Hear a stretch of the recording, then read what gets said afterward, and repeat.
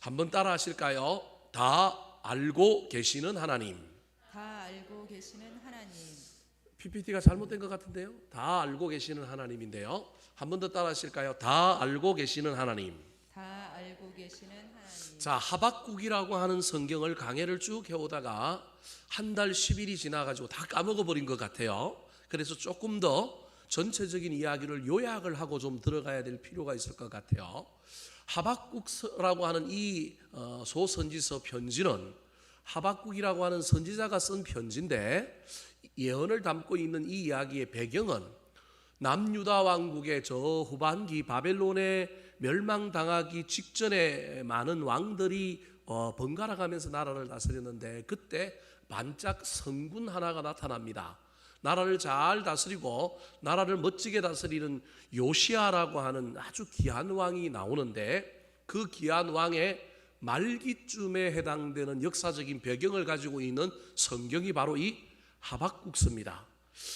초기에 해당되는 성경이 우리 수요일 날 강해하고 있는 스바냐라고 하는 성경이고요. 중간쯤에 해당되는 성경이 이제 나훔이라고 하는 성경인데, 이제 또 다음에 할 거예요. 이 세 성경이 요시아라고 하는 왕의 시대를 배경으로 하고 있습니다. 이 하박국은 요시아 시대의 좀 말기에 해당되는 배경을 가지고 있는데, 이때 가장 중요한 사건이 어떤 사건이냐면 갈그미스 전투라고 하는 사건입니다. 612년에 BC 612년에 북이스라엘을 멸망시켰던 아수르라고 하는 나라가 누구에게 멸망을 당하느냐면 바벨론에게 멸망을 당해요. 그게 BC 612년입니다. 요시아 왕이 다스리고 있을 때 자기들을 괴롭혔던 아수르가 바벨론에 멸망을 당하는 걸 이 남유다 왕국의 백성들이 봅니다. 이때 아수르가 멸망을 당하게 되자 아수르가 지배하고 있던 넓은 땅을 바벨론이 이겼지만 갑자기 그 전체를 다 지배할 수 없게 되니까, 이때 호시탐탐 기회를 노리고 있던 나라가 한 나라 있었는데, 그 나라가 누구냐면 남쪽에 있는 애굽입니다. 이 애굽이라고 하는 나라가 호시탐탐 기회를 엿보는 거예요. 엿보다가 특별히 이 애굽이라고 하는 나라가 바벨론과 연합하여 아수르를 멸망시키려고 했단 말이에요. 그리고 이 아수르와 관계 속에서 이 유다 왕국이 처하고 있던 이 묘한 관계 속에 누구 편을 들 거냐에 대한 수많은 외교적인 역할 속에서 이때 애굽의 왕 바로느고라고 하는 왕이 BC 605년에 바벨론이 아수르를 침공하고 멸망시키고 무주공산이 된 가나안 땅 중건동 지역의 땅에 욕심을 가지고 전쟁을 일으켜서 북진하여 올라옵니다. 이때 이 북진하여 올라오던 이 애굽 나라를 뭐 하느냐면 가로막아서 요시아 왕이 싸웁니다. 그게 BC 605년입니다. 지금 시대상을 여러분이 잘 좀 이해를 해야 될 필요가 있기 때문에 제가 설명을 하는 거예요. 이때 애굽하고 누구랑 먼저 전쟁을 하느냐 하면 이 요시아, 남유다 왕국의 요시아 왕이 전쟁을 하게 됩니다. 근데 이길 줄 알았는데 남유다 왕국이 뭐 하느냐면 못 이깁니다. 그래서 북쪽으로 올라가는 이 애굽의 군대를 가로막지 못합니다. 그리고 요시아 왕은 이 전투에서 뭐 하게 되느냐 하면 죽게 됩니다. 그리고 애굽은 그대로 돌진하여 누구랑 한판을 붙게 되느냐 하면 바벨론과 전쟁을 한판 붙게 됩니다. 그러니까 605년에 갈그미스라고 하는 전투가 일어나는데, 그 전투에서 애굽이 이길 줄 알았는데, 왜냐하면 바벨론이 국력을 많이 소진하여 아수르를 이기는 가운데 국력을 많이 소진한 상태였고, 그 다음에 애굽은 자기들이 북진하여 올라가는 길을 남유다 왕국이 막았는데도 불구하고 그걸 이겼으니까 많은 군량을 확보하고 올라가서 우리가 바벨론과 싸우면 이길 거라고 생각했는데, 도리어 어떻게 됐느냐 하면 바벨론에게 지게 됩니다. 그래서 애굽의 많은 땅들조차 어디에 넘어가게 되느냐 하면 바벨론에 넘어가게 됩니다. 이 와중에 남유다 왕국도 애굽과 바벨론의 전쟁의 소용돌이에서 고래 싸움에 새우 덩 터진다고 많은 어려움을 겪게 됩니다. 바벨론이 애굽과 전쟁하여 이기고 밀고 내려오니까 남유다 왕국에 있던 사람들이 이번에는 어디로 피신을 가느냐 하면 애굽으로 피신을 가는 이야기들이 예레미야서에 좀 나옵니다. 피신을 가고 그런 바람에 바벨론의 미움을 받습니다. 원래 남유다 왕국과 바벨론은 동맹을 맺었던 나라입니다. 히스기야와 함께 동맹을 맺어서 서로 오고 가며 조공을 서로 바치다가 나중에 친소 관계를 가지고 있었는데, 이때 이 바벨론이라고 하는 나라가 본색을 드러내고 남유다 왕국의 국토를 무너뜨린 건 아니지만 유린을 합니다. 유린을 할 뿐만 아니라 많은 사람들을 어떻게 하느냐 하면 포로로 잡아갑니다. 그러니까 멸망해서 포로로 잡혀간 건 뒤의 이야기고, 이미 이때부터 바벨론이라고 하는 나라에 포로로 잡혀가는 것을 이스라엘 백성 남유다 왕국이 경험하는 거예요. 북이스라엘은 이미 아수르의 멸망을 당할 때 이미 그런 걸 경험했지만 남유다는 경험을 못했단 말이에요. 여전히 나라라고 하는 정체성을 지키고 있고, 그래도 요시아라고 하는 선한 왕이 나타나서 국력을 튼튼히 하고 나라가 견고하여 이 나라가 장구하고 오래 갈 줄 알았는데, 이 바벨론과 애굽의 이 전쟁의 소용돌이 속에서 이 남유다 왕국이 완전히 짓밟혀서 많은 사람들이 포로로 잡혀가는 걸 본 거예요. 이 배경이 하박국서의 이야기입니다.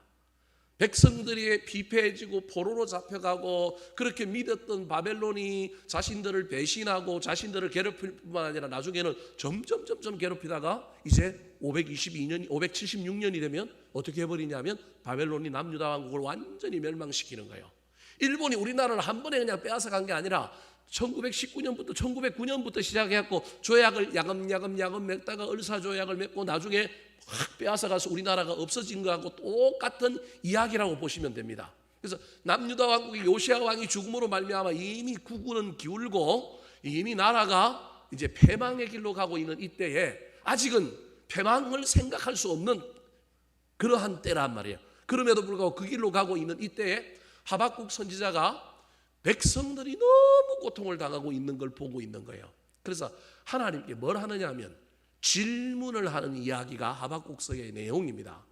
하나님께 질문을 2번 하고요, 그 질문에 대한 대답과 그 질문에 대한 대답으로 인하여 이해된 하박국이 하나님을 찬양하고 우리 하나님을 신뢰합니다, 하나님을 노래하는 이야기가 3장에 나옵니다. 그래서 2번의 질문과 2번의 대답과 그리고 찬양으로 구성되어 있는 것이 하박국서의 전체 내용입니다. 자, 그럼 질문을 2번 했다 그랬는데 오늘 본문은 2번째 질문에 대한 대답이에요. 그럼 이제 앞에 걸 좀 살펴봐야 우리가 또 연결이 되지 않겠어요? 첫 번째 질문이 뭐냐 하면, 첫 번째 질문을 화면을 보고 한번 요약을 한번 해볼까요? 하박국 선지자의 첫 번째 질문입니다. 우리 방송실에 집사님이 안 보이시네. 예, 나와야 되는데 화면이. 예, 집사님 어디 가셨어요? 예. 자, 하박국서 2장에 질문이 3가지가 나오는데 그 질문이 뭐냐 하면, 왜 의인이 고통을 당합니까? 이 의인은 누구냐 하면 이스라엘 백성들을 의인이라고 얘기하는 거예요. 이스라엘 백성들을 의인. 왜 의인이 고통을 당합니까? 전도사님 PPT를 분명히 올려놨는데 지금 없어서 찾는 것 같으니까 한 번 더 그 홈페이지에서 찾아보시기 바랍니다. 왜 의인이 고통을 당합니까? 라고 하는 질문이 첫 번째 질문의 첫 번째 내용이에요. 그러니까 왜 우리 이스라엘 백성들이 고통을 당하고 있습니까? 근데 고통당하는데 하나님은 뭐하고 계시다고요? 침묵하고 계십니까?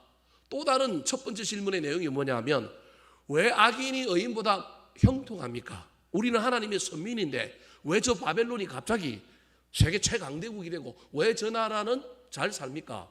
예수 믿으면 우리가 복을 받아야 되는데 왜 세상 사람들은 예수를 안 믿는데도 저렇게 복을 받아서 잘 먹고 잘 삽니까? 또 다른 질문 하나가 있는데, 잘 먹고 잘 사는 것까지는 괜찮습니다. 근데 왜 그 사람들이 우리를 뭐 하냐고요? 괴롭힙니까? 그러니까 첫 번째 질문에 들어가 있는 내용이 3가지라는 거예요. 왜 우리가 고통받아야 합니까? 고통받고 있는데 하나님은 왜 침묵하십니까? 2번째가 왜 악인이 우리보다 잘 살아요? 3번째가 악인이 왜 우리를 괴롭힙니까? 이게 첫 번째 질문이에요. 근데 이 질문에 하나님께서 대답을 하시는데 뭐라고 대답하시냐면 생뚱맞게 뭐라고 얘기하고 있느냐 하면, 이 질문의 모든 것의 핵심은 뭐냐 하면 악인 바벨론이라고 하는 나라의 정체성을 사실은 누가 묻고 있느냐 하면 하박국이 묻고 있는 거예요. 하박국의 질문은 이스라엘 백성 전체의 질문이라고 할 수 있는 거예요. 그러니까 생뚱맞은 질문 같지만 하나님 뭐라고 얘기하고 있냐면 내가 갈대아 사람, 바벨론 사람을 너희들을 징계하기 위하여 몽둥이로 채찍으로 내가 그들을 뭐 했다고요? 일으켰다. 자, 너희들이 고통을 받는데 고통을 받는 이유가 바깥에 있는 것이 아니라 너희들의 죄 때문이 너희들이 죄를 몰라서 너희들을 징계하기 위하여 악인을 형통하게 만드는데 그 악인이 누구냐면 갈대아 사람, 바벨론 사람들이고 그 바벨론 사람을 내가 도구로 일으켰다는 거예요. 지들이 잘나서 그런 게 아니라 내가 뭘로 일으켰다고요? 도구로 일으켰다라는 거예요. 징계의 도구로 일으켰다라는 거예요. 그래서 너희들이 고통을 당하는 이유는 악인이 너희들을 막 의인을 막 이렇게 고통 주는 이유는 하나님의 섭니다. 너희들을 깨닫게 하고 너희들을 돌이키게 하고 예수 잘 믿게 하려고 하는 의도가 이 안에 있다라고 하는 이야기를 저처럼 이렇게 설명하는 것이 아니라 내가 너희들이 이해도 안 되겠고 너희들이 막 놀라겠지만 내가 갈대아 사람을 일으켰는데 그 사람들이 얼마나 빠르고 얼마나 포악하고 얼마나 강하냐. 이 이야기가 1장 서두에 나오는 질문과 대답입니다. 하박국이 이해가 됐는지 안 됐는지는 모르겠지만 하박국이 그 다음에 그 대답을 듣고 난 다음에 질문을 합니다. 우리를 징계하려고 한다면, 우리를 깨닫게 하려고 한다면 왜 하필 안 믿는 이방 사람들을 동원하여 우리를 때립니까? 이게 두 번째 질문입니다.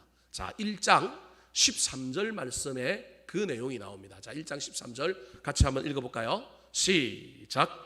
주께서는 눈이 정결하심으로 악을 참아보지 못하시며 패역을 참아보지 못하시거늘 어찌하여 거짓된 자들을 방관하시며 악인이 자기보다 의로운 사람을 삼키는데도 잠잠하시나이까. 자, 징계는 이해하겠습니다. 선지자의 관점에서 보니까 자기가 봐도 하나님의 백성들이 지금 바르게 살지 않고 우상 섬기니까 하나님이 징계하시는 것 이해가 되는데 그럼 하나님이 직접 하시든지 아니면 믿는 자들을 통하여 하시든지 아니면 우리나라에서 어떻게 하시든지 그러면 되는데 왜 하나님도 모르고 하나님을 멸시하는 저 이방인들을 들어서 우리를 징계하십니까? 이게 두 번째 질문인 거예요.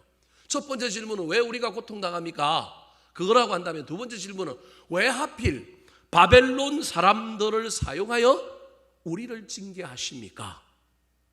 거기에 대한 대답이 오늘 본문 말씀이에요. 왜 하필 바벨론 사람들입니까? 왜 바벨론 사람들을 동원하여 우리를 징계하고 우리를 연단하려고 우리에게 이런 징계를 주십니까? 라고 하는 이 대답에 하나님께서 뭐라고 대답하셨을까요? 자, 3절 말씀이 그 대답이에요, 사실은. 자, 3절 말씀 같이 한번 읽어볼까요? 시작. 이 묵시는 정한 때가 있나니 그 종말이 속히 이르겠고 결코 거짓되지 아니하리라. 비록 더딜지라도 기다리라. 지체되지 않고 반드시 응하리라. 여러분, 하박국과 하나님의 대화는 잘 이해하지 못하면 동문서답으로 자꾸 이해가 돼서 이해를 못할 가능성이 있습니다. 지금 하나님 뭐라고 얘기하냐면 하나님은 A라고 하는 걸 물으면 A라고 하는 사람이 묻는 것에 그 밑바탕에 B가 있고 C가 있다는 걸 알기 때문에 A에 대한 대답을 직접 하시는 것이 아니라 무엇에 대한 대답을 하느냐면 B와 C에 대한 대답을 지금 하는 거예요. 그래서 우리가 직설적으로 A에 대한 대답, 예, 아니오의 대답을 원하는 사람은 하박국서를 읽으면 이해가 좀 잘 안 돼요. 근데 사실은 그 대답인 거예요. 하박국이 왜 바벨론 사람입니까? 왜 믿지 않는 저 바벨론이 우리를 징계하는데 하나님 도구로 쓰십니까? 라고 물을 때 하나님 뭐라고 얘기하냐면 그 사람들을 뭐 한다고요? 멸망한다. 이게 대답인 거예요. 저게 3절이 그런 말씀이에요. 자, 내가 지금부터 너희들에게 묵시 보여주고 약속할 텐데 이 약속은 때가 되면 뭐 할 거다? 이루어진다. 종말이 속히 온다. 내가 약속한 그것이 이루어지는 날이 속히 올 거다. 내가 약속한 말은 거짓되지 않고 너희들이 생각하기에 좀 더디게 이루어진다 할지라도 반드시 뭐 한다? 이루어진다. 지체되지 않고 반드시 뭐 하리라? 응하리라는 거예요. 그 말은 저기에 약속이 응한다는 말도 응하리라고 하는 표현이지만 저 안에는 바벨론을 향하여 내가 뭐 할 거다? 심판할 거다.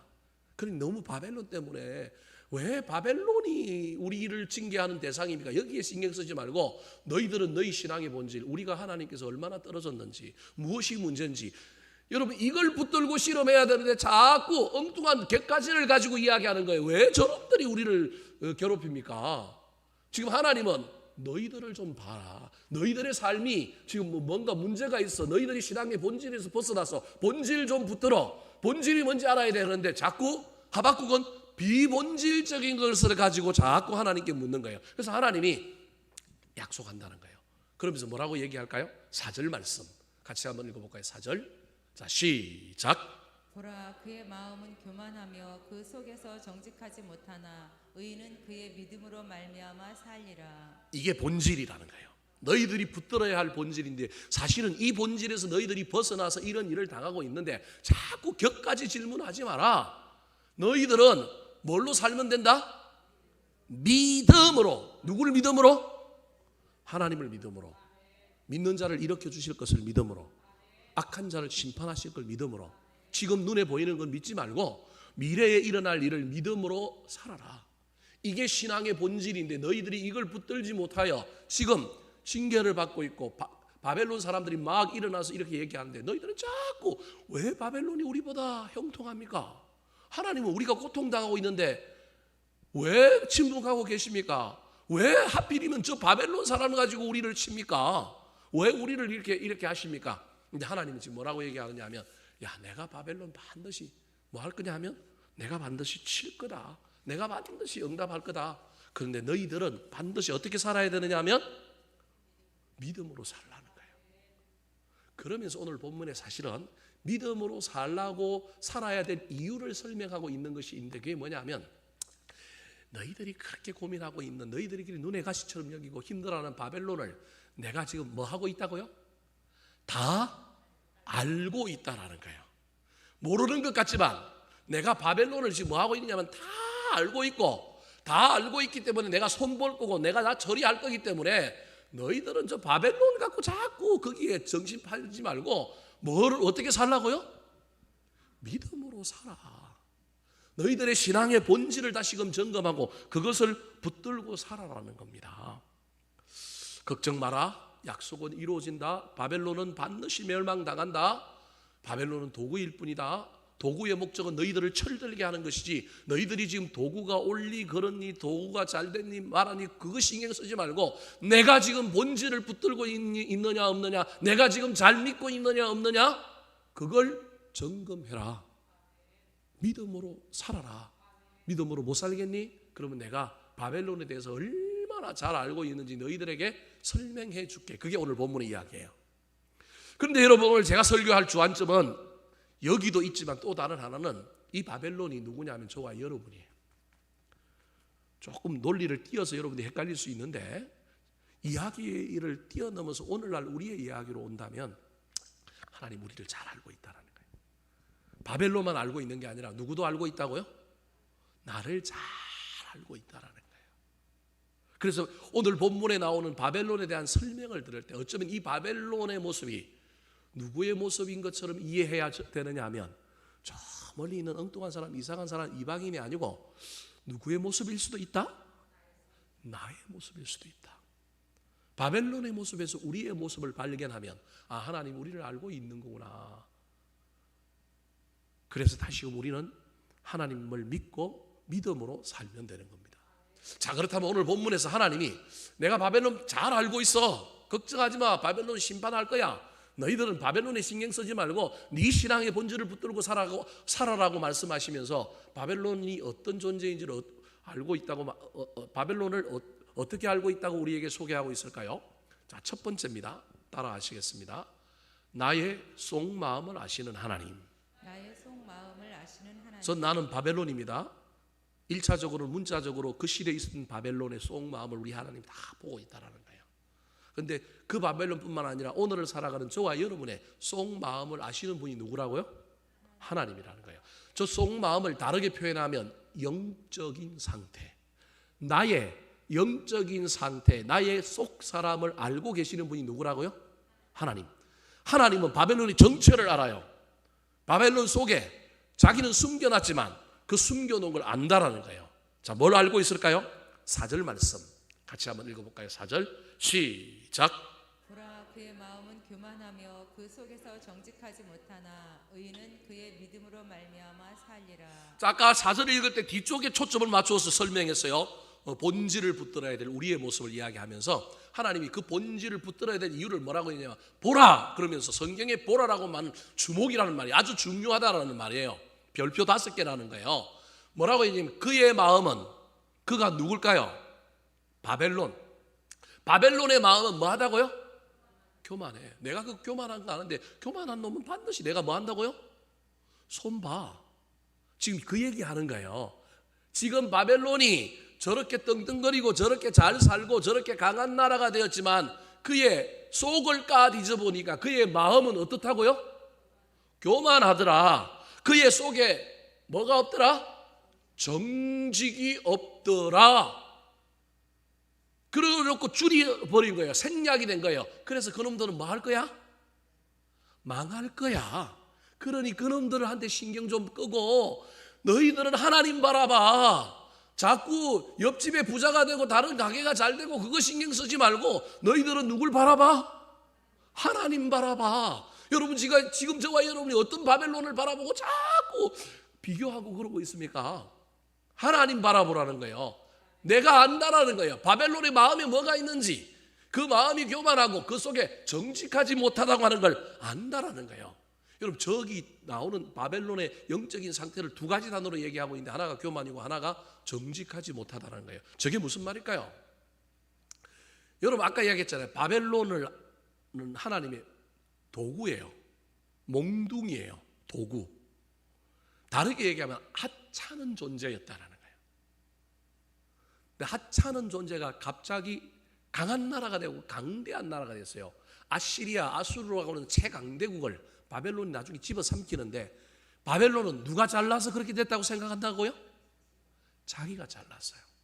근데 지금 하나님 뭐라고 얘기하냐면 걔네들 지푸라기였어. 걔네들 도구였는데 내가 그들한테 뭘 줬다고요? 힘과 능력을 줬는데 힘과 능력을 주신 분에게 감사하고 겸손해야 되는데 지나쳐서 뭐 하더라? 교만하더라. 도구가 교만한 마음을 품게 되면 자기 자신을 대단한 존재라고 생각하고 가시하기 시작합니다. 여러분 잠언에 보면 교만은 폐망의 선봉이라고 얘기했습니다. 그만하면 넘어짐의 앞잠이라고 얘기했습니다. 잠언에서 제일 경계하고 있는 단어가 교만인데 왜 그러냐면 여러분 잘 들으시기 바랍니다. 사람에게 교만이 들어오기 시작하면 그 다음부터 뭐가 없느냐면 성장이 없습니다. 성숙이 없습니다. 내가 최고인데 뭘 더 해? 내가 최고인데 뭘 더 배워? 내가 최고인데 뭘 더 하려고 해요?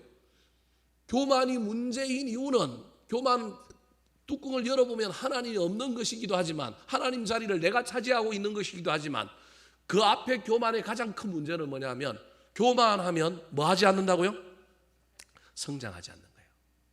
더 귀한 존재가 될 수 있고 더 고상한 존재가 될 수 있음에도 불구하고 교만이 딱 들어오는 순간에 거기에서 딱 어떻게 되냐면 멈추어 버립니다. 문제는 멈추어 버리면 본전이 아니라 세상은 변하고 세월은 굴러가고 사람들은 계속 가기 때문에 멈추면 어떻게 된다고요? 뒤로 가는 거예요. 여러분 잘 기억하세요. 신앙생활이 똑같아요. 저와 여러분이 옛날에 바벨론과 같은 하찮은 존재였는데 하나님이 우리를 구원하셔서 믿음의 사람들로 구원해 주셨어요. 하나님의 귀한 사역의 동반자 파트너로 교회와 저와 여러분을 선택해 주셨다니까요.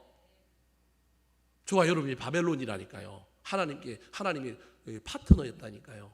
근데 그때부터 바벨론에게 찾아온 현상이 교만한 것처럼 우리 믿는 자에게도 교만이 딱 찾아오면 저와 여러분에게 뭐가 없느냐 하면 성장이 없어져요. 내가 모셨던 하나님 자리가 없어져요. 하나님 자리가 사라지고 하나님이 없고 누가 하나님 자리에 앉게 되냐면 내가 하나님 자리에 앉게 되는 거예요. 다 판단하는 거예요.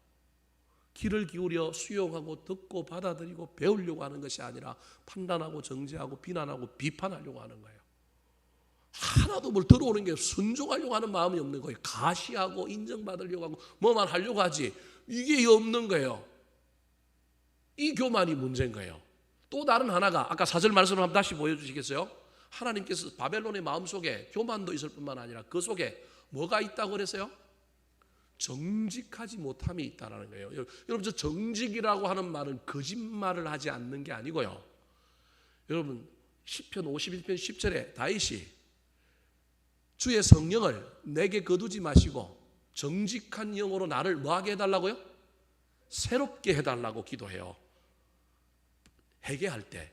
여러분, 저 정직이라고 하는 단어는 거짓말과 관련되어 있는 단어가 아니라 하나님과 나의 관계 속에 관계의 투명함, 관계의 친밀함을 얘기하는 거예요.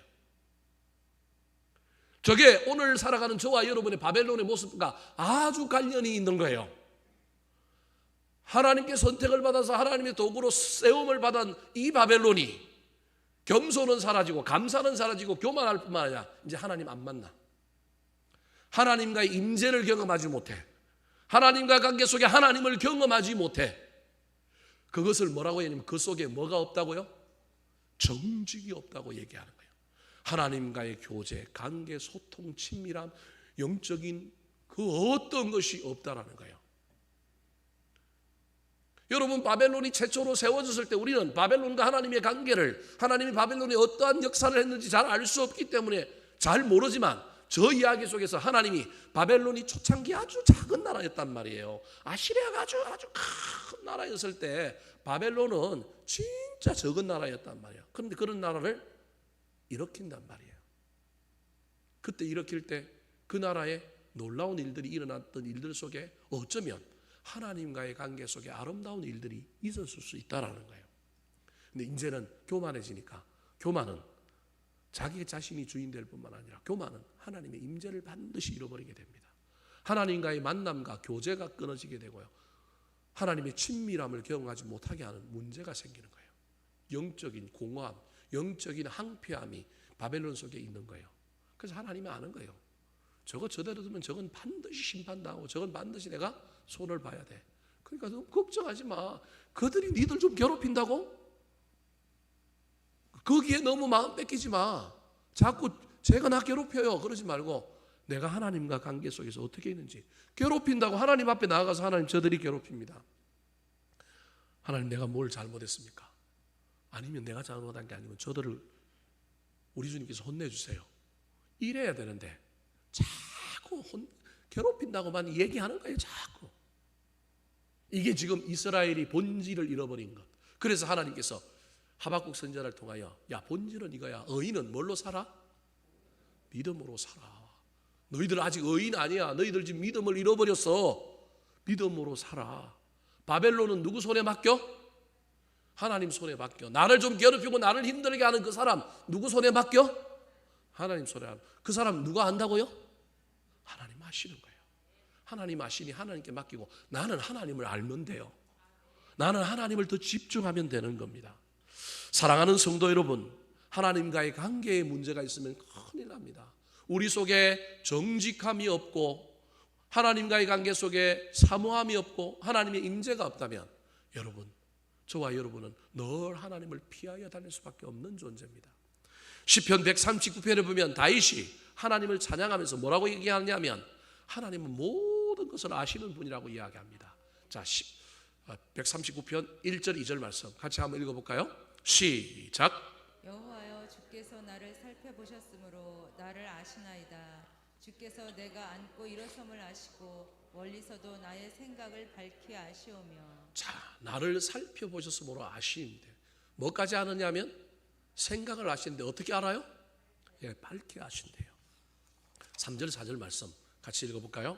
시작. 나의 모든 길과 내가 눕는 것을 살펴보셨으므로 나의 모든 행위를 익히 아시오니 여호와여 내 혀의 말을 알지 못하시는 것이 하나도 없으시니이다. 저 시편 139편이 51편과 짝을 이루는 시편입니다. 회개와 관련이 있는 겁니다. 하나님 다 아시는데 내가 그거 자꾸 숨기고 난 그 말하려고 하지 않았다는 거예요. 이제 깨닫는 거예요. 자, 7절 8절 말씀 같이 한번 읽어볼까요? 7절 8절 시작. 내가 주의 영을 떠나 어디로 가며 주의 앞에서 어디로 피하리이까. 내가 하늘에 올라갈지라도 거기 계시며 수월에 내 자리를 펼지라도 거기 계시니이다. 무서워서 피하는 하나님, 숨기는 하나님이 아니라 우리 하나님과 만남으로 말하면 그 은혜로 다 덮어주시고 해결해 주시고 나에게 위로를 주시고 인정해 주시고 용기를 주시고 그런 하나님을 저와 여러분이 만나야 하는 겁니다. 사랑하는 성도님, 이게 믿음의 본질이요 의인이 오직 믿음으로 산다고 할 때 그 믿음의 의미가 내가 하나님과의 관계에서 정직함이 있는가, 내가 하나님과의 관계에서 겸손이 있는가 잘 살펴보시고 나의 영적인 상태가 우리 하나님 앞에서 부끄러움이 없는 상태가 되기를 예수님의 이름으로 축원합니다. 두 번째, 하나님께서 하박국의 질문에 대하여 내가 바벨론 안다, 그러니 바벨론 신경 끄고 너희들은 믿음의 본질로 돌아가라라고 얘기하실 때 어떤 바벨론을 아신다고 하셨을까요? 따라 하시겠습니다. 나의 현재의 삶을 아시는 하나님. 나의 현재의 삶을 아시는 하나님. 바벨론이 현재 어떻게 살고 있는지, 바벨론의 현재의 삶과 그 태도와 행동, 삶의 열매를 하나님이 아신다는 겁니다. 자, 5절 말씀 같이 한번 읽어볼까요? 5절 시작. 그는 술을 즐기며 거짓되고 교만하여 가만히 있지 아니하고 수월처럼 자기의 욕심을 넓히며 또 그는 사망 같아서 족한 줄을 모르고 자기에게로 여러 나라를 모으며 여러 백성을 모으나니. 자, 아까 마음속에 영적인 상태 속에 내면 속에 바벨론이 뭘 가지고 있다고 하나님이 말씀드리냐면 두 가지입니다. 하나는 뭘 가지고 있다고요? 교만. 드러나지 않았지만 교만이 이 안에 있는 거예요. 또 다른 하나가 있는데 뭐가 있다고요? 정직하지 못함. 하나님과의 관계에서 클리어하지가 않아요. 하나님과 관계가 없어요. 임재가 없어요. 이게 이 영적인 공허한 상태가 이 바벨론에 있는 거예요. 지금 바벨론 이야기지만 이게 저와 여러분의 이야기라고 자꾸 이해하셔야 된다니까요. 그래서 제가 아까 나의 현재의 삶을 아신다는 거예요. 내면에 있는 건 반드시 어디로 나오게 되느냐 하면 우리의 입술과 우리의 손과 발, 우리의 삶으로 뭐 하게 되어 있어요? 나오게 되어 있어요. 여러분, 교만은 반드시, 교만하고 하나님의 임재를 잃어버리는 사람은 반드시 두 가지 특징을 오늘 본문에 가진다고 우리에게 설명하고 있는데, 그것이 뭐냐 하면 쾌락과 욕망이에요. 쾌락과 욕심. 우리 내면에 하나님의 임재를 잃어버렸고 우리 내면에 교만이 가득한 사람은 이 교만 때문에 반드시 뭘 쫓아가느냐 하면 쾌락을 쫓아가, 욕망을 쫓아가는 거예요. 그래서 그는 뭘 즐긴다고요? 술을 즐기는 거예요. 알코올 중독자라서 그런 것이 아니라 내가 강력해졌고 내가 부자가 되었고 내가 뭐라고 그러니까 누구한테 자랑을 해야 되는 거예요. 자랑을 해야 되는데 그 자랑을 뭐라고 어떻게 하느냐 하면 내가 뭔가를 즐기는 것을 통하여 쾌락을 통하여 자랑하는 삶이 저기 있는 거예요. 그래서 막 술로 향하여 달려가는 거예요. 쾌락과 욕망에 취해 있는 거예요. 근데 여러분, 저 쾌락이 단순히 술 먹고 단순히 뭘 좋아하는 걸 막 열심히 쫓아가고 어떤 것에 빠져 있는 것이로만 가면 좋은데, 이 쾌락은 반드시 여러분 무자비한 폭력의 쾌락, 이런 쪽으로 갑니다. 그래서 나라가 강해지면 나중에 작은 나라를 집어삼키고 그들의 뭘 뺏는 것 속에 뭘 느껴요? 희열을 느끼는 거예요. 쾌락을 느끼는 거예요. 교만이 우리에게 교만의 쌍둥이처럼 붙는 것이 있는데, 교만한 사람은 뭔가 좀 우리가 뭘 이루고 뭔가 이렇게 좀 내서 나중에 교만해지면 반드시 어디로 가느냐 하면 쾌락으로 가는 거예요. 그래서 그는 술을 즐기며 그 다음에 뭐 하고요? 거짓되고. 아까 거짓되고가 정직하지 못하다고 하는 말이 나타나는 거예요. 저기 거짓되고 술을 즐기며 거짓되고 교만하여라고 할 때 저 거짓되고라고 하는 말은 이런 거예요. 막 지금 자기 속하고 자기의 이 내면의 이 허함하고 상관없이 겉으로는 지금 많으냐면 막 내가 영적인 부요가 있는 것처럼 내가 막 신앙이 대단한 것처럼 막 자랑하고 다니는 거예요. 쾌락에 취해 있고 내가 막 하나님 잘 섬기는 처럼 거짓되어 살면서요. 교만하여 뭐 하지 못한다고요? 가만히 있지 못한다는 거예요. 이 가만히 있지 못한다는 말은 뭘 막 한다는 말도 있지만 심리적인 영적인 상태를 이야기하는 거예요. 불안하고 불만족하여 뭐든지 자꾸 막 하려고 하는 거예요. 이게 욕망이 가져다 주는 전조 현상입니다. 욕망은 우리를 불안하게 만들어 자꾸 뭔가를 막 하게 만드는 거예요. 그래서 그 다음에 뭐라고 얘기해요? 스월처럼 자기의 욕심을 뭐 한다고요? 넓히는 거예요. 그는 사망 같아서 족한 줄도 모르고 막 자기에게 여러 나라를 모으고 여러 백성을 뭐 했다고요? 모았다. 나라를 복속하고 백성들을 포로로 잡아갔다. 쾌락과 저 5절을 딱 요약하면 쾌락과 욕망에 사로잡힌 삶을 이야기하고 있는 거예요. 쾌락에 사로잡혔으니 하나님보다 쾌락이 더 좋을 거 아니에요. 욕망이 내 마음속에 들어오면 그 욕망을 향하여 욕망이라는 전차가 브레이크를 밟지 않고 거기 가게 되면 하나님 영광, 하나님 뭐 이게 뭐 있어요? 없다니까요. 욕심을 향하여 끊임없이 달려가잖아요. 그래서 여러분, 욕심을 뭐라고 얘기해요? 야고보서 1장 15절에 욕심이 잉태한 적 죄를 낳고 죄가 장성한 적 뭐 한다고요? 사망을 낳는다는 거예요. 그 길을 향하여 갈 수밖에 없는 거예요. 이 바벨론의 욕망이 얼마나 끝이 없었는지를 설명하는 6절에 또 나와요. 자, 6절 말씀 같이 한번 읽어볼까요? 6절입니다. 시작. 그 무리가 다 속담으로 그를 평론하며 조롱하는 시로 그를 풍자하지 않겠느냐. 곧 이르기를 화 있을진저 자기 소유 아닌 것을 모으는 자여 언제까지 이르겠느냐. 볼모 잡은 것으로 무겁게 짐진 자여.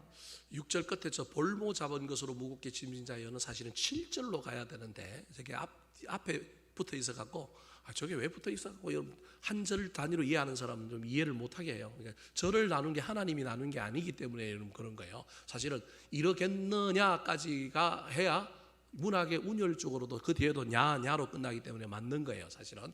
자, 그건 하고 지금 뭐라고 얘기하고 있느냐면 하나님이 하박국을 향하여 화 있을진저 그러는 거예요. 자, 쾌락과 욕망에 사로잡힌 자에게 하나님이 사실은 심판을 선포하는 거예요. 화 있을진저 자기 소유가 아닌 것을 모으는 자요. 이게 누구예요? 바벨론. 하나님이 지금 바벨론의 내면의 상태, 영적인 상태만 아는 것이 아니라 바벨론의 삶을 딱 아는 거예요. 삶을 하나로 딱 규정 지은 거예요. 뭐로 규정 지은 거예요?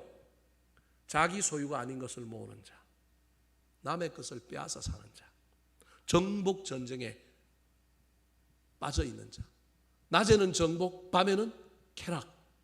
이게 바벨론이라는 거예요. 근데 그 바벨론을 향하여 뭐라고 얘기해요? 화 있을진저.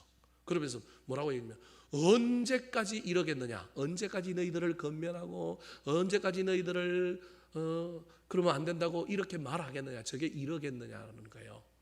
또 다르게 표현하면 화 있을진저라고 하는 하가 언제 너희들에게 이러겠느냐고 곧 있으면 이른다. 이중어의 의미로 해석할 수 있습니다. 어찌되었든지 간에 지금 하나님께서 욕망과 쾌락에 빠진 바벨론의 삶을 아시고 너희들의 삶의 끝은 화다라고 하나님께서 이야기하고 있는 것입니다. 사랑하는 성도 여러분, 그래서 바벨론은 너무 욕심에 지쳐가지고 하나님이 자기들을 높여주고 자기들을 세계 최강대국으로 세워줬으면 거기서 멈추고 왜 나를 세워주셨는지, 왜 나에게 이런 것을 주셨는지 깨닫고 그걸 고귀하게 만들고 숭고하게 만들어야 되는데 이유도 없이 그냥 계속 모으기만 하고 계속 앞을 향하여 달려가니 하나님께서 내가 너희들을 삼도한다. 그 삶 가지고는 안 된다. 내가 너희들을 반드시 손보겠다. 그래서 하나님 바벨론 안다라는 거예요. 그러면서 하박국 선지자를 통하여 이스라엘 백성 보고 바벨론 신경 쓰지 마. 내가 그들의 영적인 상태 내면도 알 뿐만 아니라 지금 현재 그들이 어떤 삶을 살고 있는지 알아. 술을 즐기며 쾌락에 빠져 있고 족 한 줄도 모르고 자기 소유가 아닌 것을 막 빼앗아 막 욕망에 사로잡혀 산다. 욕심의 끝은 사망이다. 하나님께서 내가 손 볼 테니 너희들은 다르게 살아라고 이야기하고 있는 것입니다. 사랑하는 성도 여러분, 코로나19 바이러스로 말미암아 많은 어려움을 겪고 있는 이때 저와 여러분의 삶을 점검해 봤으면 좋겠습니다. 우리의 내면의 영적인 상태뿐만 아니라 내 삶은 지금 어떤 삶을 살고 있는가? 저와 여러분이 이 삶을 잘 점검해 봤으면 좋겠습니다.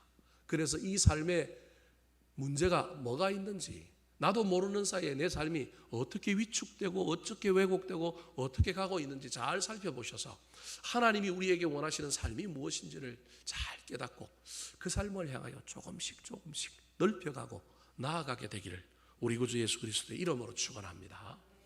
마지막으로 오늘 본문에 하나님께서 바벨론을 향하여 무엇을 알고 있다고 얘기할까요? 그러면서 하박국 선지자를 통하여 이스라엘 백성들에게 너희들은 바벨론 신경 쓰지 말고 너희들은 오직 믿음의 본질을 붙들으라고 얘기할까요? 따라 하시겠습니다. 나의 결말을 아시는 하나님. 나의 결말을 아시는 하나님. 하나님은 바벨론의 결말을 아십니다. 왜 아시느냐 하면 바벨론의 결말을 우리 하나님께서 결정하시기 때문에 아시는 거예요. 뭐라고 아신다고 설명하고 있을까요? 자, 7절 말씀 같이 한번 읽어볼까요? 7절 시작. 너를 억누를 자들이 갑자기 일어나지 않겠느냐. 너를 괴롭힐 자들이 깨어나지 않겠느냐. 내가 그들에게 노력을 당하지 않겠느냐. 교만하면 반드시 내가 그대로 당한다라는 거예요. 그래서 너를 억누르던 자들이 그 억누르던 많은 나라들이 뭐 한다고요? 일어난다라는 거예요. 네가 괴롭혔던 그 사람들이 다시 일어나서 깨어나서 너희들이 노력한 것처럼 노력한다는 거예요. 받은 대로 갚아진다는 거예요. 8절 말씀 시작. 내가 여러 나라를 노력하였으므로 그 모든 민족의 남은 자가 너를 노력하리니 이는 내가 사람의 피를 흘렸음이요 또 땅과 성읍과 그 안의 모든 주민에게 강포를 행하였음이니라. 네가 여러 나라를 노력하였으니 네가 행한 대로 너도 갚음을 받을 것이다. 여러분, 이게 모든 문학에 나오는 권선징악입니다. 여러분, 우리 믿는 자는, 세상 사람들은 이거 안 믿어도요, 우리는 무조건 이거 믿고 가야 합니다. 이거 없으면 우리 어떻게 살아요? 우리 너무 억울하지 않아요? 여러분, 하나님 반드시 권선징악을 하실 거예요. 선을 건장하고 악은 반드시 징계하실 거예요.